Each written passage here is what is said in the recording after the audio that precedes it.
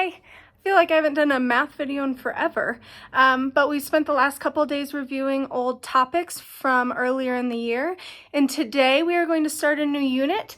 This new unit is focused on division, so hopefully you will get more comfortable using division with all sorts of different kinds of numbers, whole numbers, fractions, mixed numbers, and maybe some decimals thrown in there too. So today what we are specifically doing is Today we will work on division and multiplication using area models and filling in the blanks. So I'm going to go over some examples with you how to do this, and then you are going to try it on your own on Google Classroom, the worksheet that has been assigned. Okay? So when I look at this, what is given to me is an array model, and 220 should be in here too. We can't solve without using that. And I notice that I have some boxes I need to fill in. I notice so far I only have whole numbers, and then at the bottom down here, they want to know a division problem that can go with this array model, and they want to know a multiplication problem. So we're going to work on reversing those and how we can do that. So if I look at this blank first, I know that 11 times 2 is 22. And then I also know, because of the powers of 10, I know that if I have a 0, it's like multiplying it by one more place value. So I know that 11 times 2 is 22, and then I just add my 0, based on what we've learned before. Now, here, I need to fill in the box here, and if I remember, I'm going to find the area of this box. And the area of this box can be found by multiplying 2 up at the top, because that's the length here. Remember, area is length times width. And then it doesn't give me a number here, but I know that these two are the same length because they are parallel right next to each other. And then this is a rectangle that, if I drew it perfectly, would be the same space between here and here no matter where you are in the box. So I'm going to do 11 times 2, which is 22. And then with my area models to solve for the actual answer, I remember that I'm going to add these two answers together. So I'm going to do 220 plus 22, which is, I'm going to stack it over here, because that's easier for me to do, and I'm showing my work that way. 0 plus 2 is 2, 2 plus 2 is 4, and then there's nothing down here, so it's going to be 242. Now our last step here is they want to know a multiplication and division problem that go with it. Well, I know that multiplication is part times part equals total, and division is total divided by part equals part. And I'll write that right below. So this would be your part total. And then here would be total part. Okay?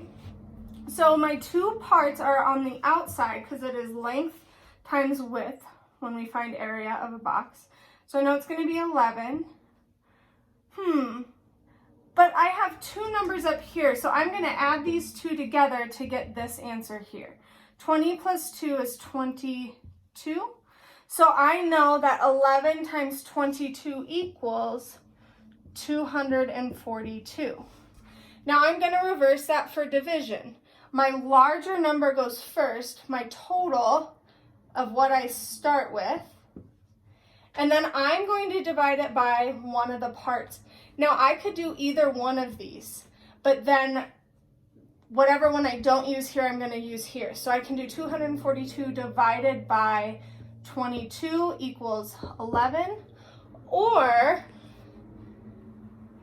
I can do 242 divided by 11 equals 22.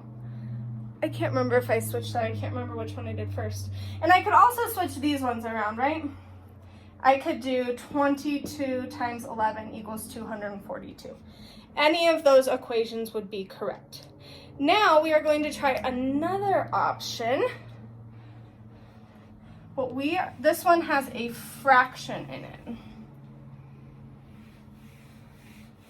So the information you're going to get in the box is organized a little bit differently this time.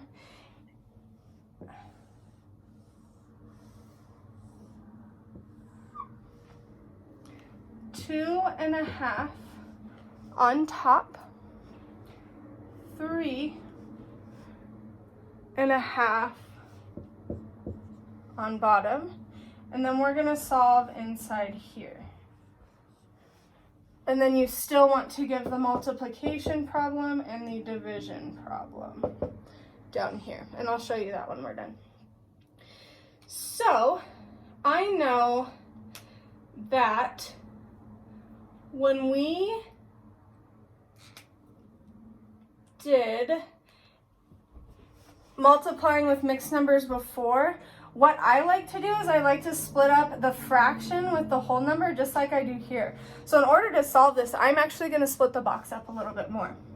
So I'm going to go over here, and my 2 is going to stay there, but then I want to move my half over here so that I can solve what's in here. And then I'll have to solve the area for these 2 as well.